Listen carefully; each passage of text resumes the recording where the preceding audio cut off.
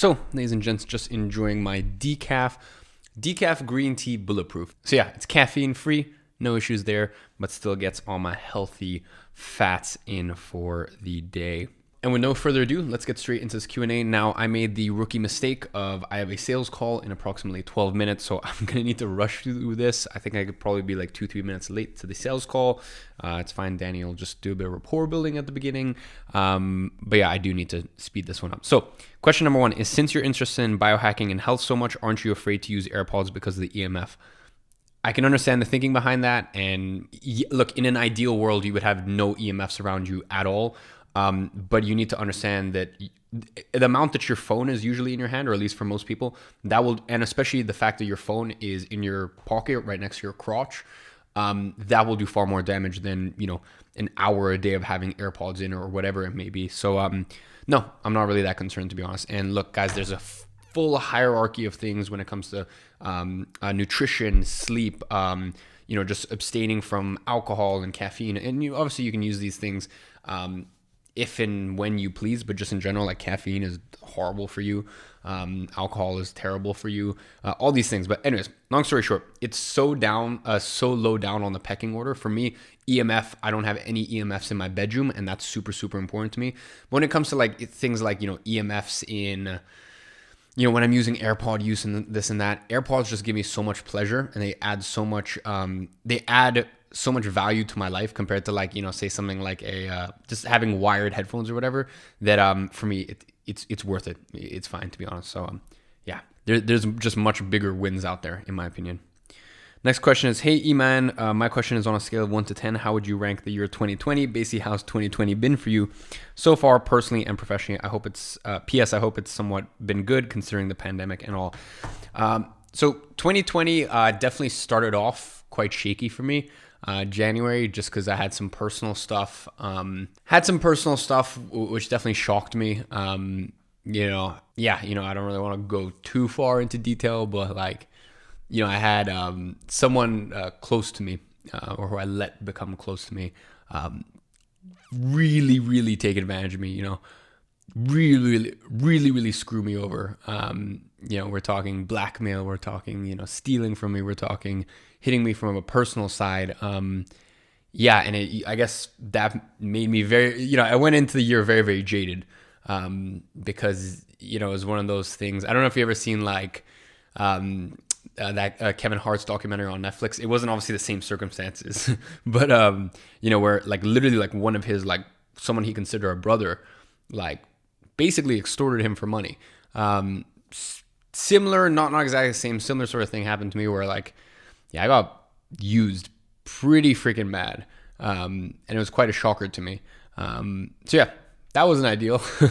But actually going into the year, I was on my ayahuasca retreat. Going into 2020, like physically as it turned midnight, I was in ceremony, in an ayahuasca ceremony. So that was pretty nice. And, I went into the year definitely feeling quite at peace.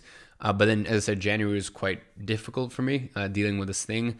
And then February was pretty chill. March, right at the beginning of March, went through a breakup. And I would say that, I don't know, like I feel bad saying this, but then again, I feel as though I probably also had like delayed onset with it. Like, I don't know, like from March until July, it was probably like the happiest time of my entire life. Like I was in Cape Town, obviously there was pandemic, but like I didn't mind with lockdown. Like I got so much done the first 7 months this year, especially during March to July. Like it was just incredible. Like I felt so at peace. I was so happy. I was smiling for no reason. Like I felt so joyous. I felt so, all of these things, and I felt so like light and free, and my business shot up, and everything was going incredibly well, and I was able to do in 4 months during that lockdown, and while I was in Cape Town, 4 months, pretty much most of what I wanted to do in the entire year. So that was incredible. And then I came back to London for 10 days, and then July, I ended up going to Manchester, obviously for 6 weeks. And basically this year started off pretty rocky the first month, and then from February until July, I'd say for the most part, it was been a great year, even with everything that's going on. I know, my heart bleeds for everyone that was affected during lockdown, and by that I mean people's livelihood and the fact that the lockdown was ridiculous, past 30 or past 4 to 6 weeks, it was just preposterous, to be honest. It never should have happened. But and we're seeing the effects now where people do not realize, as I said, the actions at the top, this will have catastrophic impacts for decades to come. The recovery that has to come from this. But anyways, I digress. My point is, everything was good up until mid-July. And mid-July until mid-August, those 30 days were probably the toughest 30 days of my entire life. And I'm going to do a full sort of roundup on this, and maybe I already have at this point, and speak for an hour or 2 hours on this. But I literally went to hell and back in 30 days, and it hit me in a way that I never would have expected in a million years. And those 30 days, like, I went to my lowest lows, and I've had some pretty fucking low lows in my life, and it was so unexpected. So yeah, I'll do a full sort of deep dive into like just the 30 days of hell I went through. But coming out on the other side of that, ever since August, the past 30 days, it's coming up to the end of September now, the past 6 weeks, it's just been a lot of like healing in terms of like, after those 30 days of hell, like healing emotionally, healing like physically, getting set up in my new place, my beautiful new 4-floor house, where like, everything in here is just like makes me so happy. My 4th floor I have is like a little church meditation, prayer area. My entire 3rd floor, this massive thing, is like my office. I don't even know what to do with any of the space. My 2nd floor is a guest room, but I made that into my bedroom. And then there's another guest room, which I still have no idea what I'm going to do with. And then my living room and my kitchen, like just the entire place just makes me so happy. It's such a beautiful spot. So past 6 weeks, just been getting settled into here and getting settled just personally, emotionally, physically, mentally, just getting settled back in. So I would say this year has been very difficult. up until July, I was like, as I said, apart from the January, from February until July, like I was just having the greatest year ever. Literally, it could not have gone any better. From all fronts, as I said, everything was just, I was on top of the world, business-wise, health-wise, spiritually, emotionally. Like I just felt on top of the world. But yeah, from July, the past 2 months have hit me hard. Those 30 days were the worst, but kind of came out of that. As I said, I'll talk about that in a long form podcast. But so far this year, you asked me to on a scale of 1 to 10, I would rank the year for me a 7. I'd rank the year as a 7 so far. So next question is, have you ever been used for money? I guess this is pretty funny, especially after the last question. Yes. Just once. Now, in my opinion, if you are to be used for money, that insinuates that you don't know you're being used, if that makes sense. Let me explain it. There are certain people I meet, for example, like, even when I go out or whatever, or like, more in the party scene or clubbing scene or, social life, where like, to be honest, in my mind, I'm not thinking that they're using me, but like, I know a lot of people are just around. Last year every week I was doing afternoon teas. Had these large gregarious gatherings and parties, and every weekend, I pretty much had 2 tables at the club, and I had all these parties and events and this and that. And not to say that like I got with certain people, like I know there's the 30, there's the percentage of people that are my ride or die. Like these are like my freaking best friends, and I'm so lucky to have so many incredible people in my life.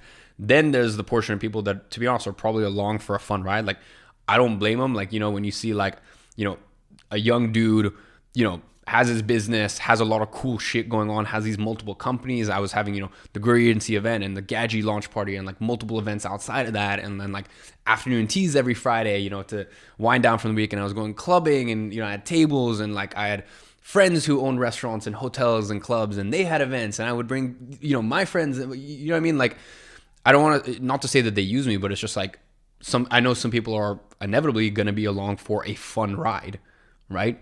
So, I've always kind of had a good eye, and like if anyone ever, whenever anyone, like I guess the only time I can think of something where I was like, yeah, fuck that. Like I remember one time there was this girl who like one of my friends brought as a +1, and I met her like one time before, and she was like, when are the drinks coming? Like it was like at the club, and I was like, yeah, you can leave.